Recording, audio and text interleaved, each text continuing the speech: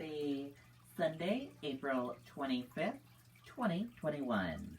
I'm Riley King. Welcome to this Sunday edition of Politics with Riley King.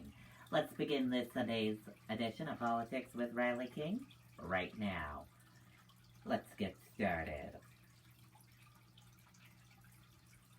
So, back on Friday, April 23rd, Vice President Kamala Harris was in New Hampshire. She went to a couple events. Vice President Kamala Harris promotes infrastructure plan and visits to Plymouth and Concord, New Hampshire. Let's take a listen to this video from WMUR News 9, Tim Calorie, from her visit. Let's take a look.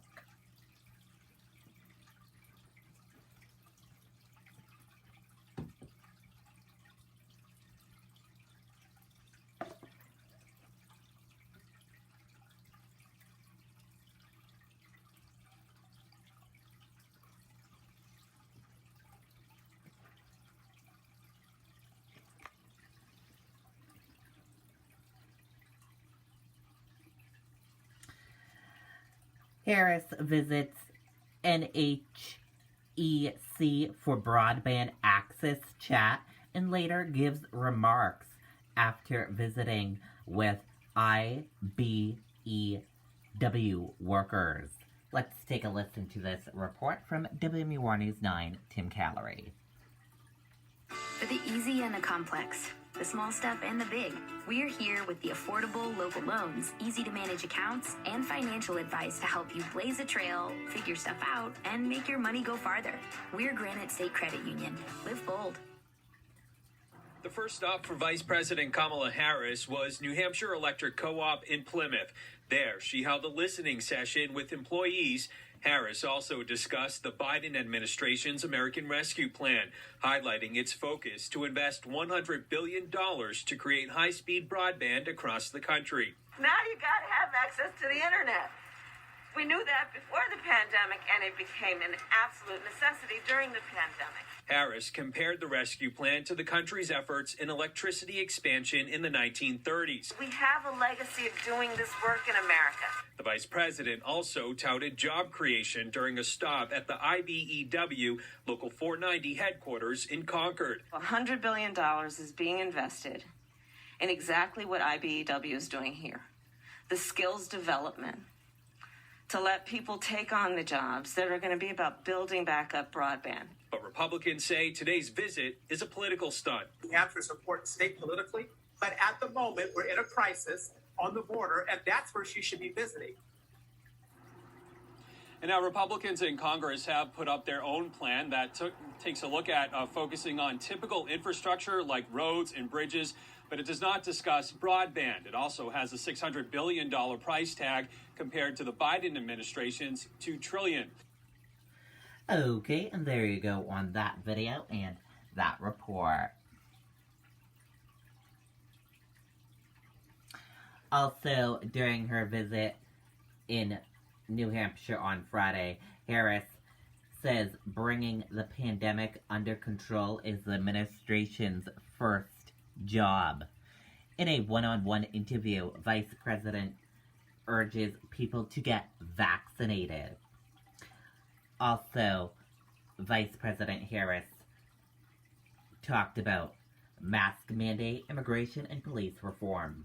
Let's take a listen to that video from WMUR News 9, Adam Sexton.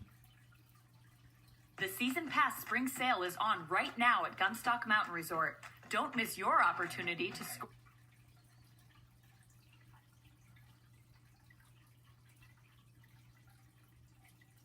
In a one-on-one interview, Vice President Kamala Harris said the tools are in place to drive down COVID-19 case numbers. Will there be a defined end, a mission accomplished moment, do you think, during the Biden administration on the COVID-19 pandemic? Well, we certainly hope so, but right now we're in the phase where now everyone can get vaccinated, and so we just want everyone to get there and get your vaccination. and, continue to wear masks as appropriate and social distance, and we'll get through this. And we have seen great progress. But part of the reason that we've seen progress is because people are getting vaccinated, because people continue to social distance, wash their hands, and wear masks. So let's continue to do that. In the wake of the verdict in the Derek Chauvin trial in Minnesota, some Black Lives Matter activists have called for a total overhaul of law enforcement, abolishing the police. We asked the vice president for her perspective. Is there a way to rebuild trust between these communities and law enforcement, or is that abolition conversation one that needs to move forward? I absolutely believe there is a way to rebuild trust, but it will not happen by itself. So, for example, the president and I are supporting the George Floyd Justice and Policing Act. We believe that is a step toward building back that trust, which is about saying that there should be accountability. As you heard earlier, Republicans are attacking the vice president for coming to New Hampshire to discuss infrastructure rather than going to the southern border to try to address the migrant crisis there. We asked the vice president about those attacks and that issue, and she said simply she's not going to play politics in regards to immigration. Reporting live in Concord tonight, Adam Sexton, WMUR News 9. Okay, and there you go on that video, in that report. And that does it for this Sunday edition of Politics with Riley King. Thank you for joining us for this Sunday edition of Politics with Riley King. Have a great rest of your Sunday, everyone. See you back here next Sunday for another edition of Politics with Riley King. Goodbye, everyone.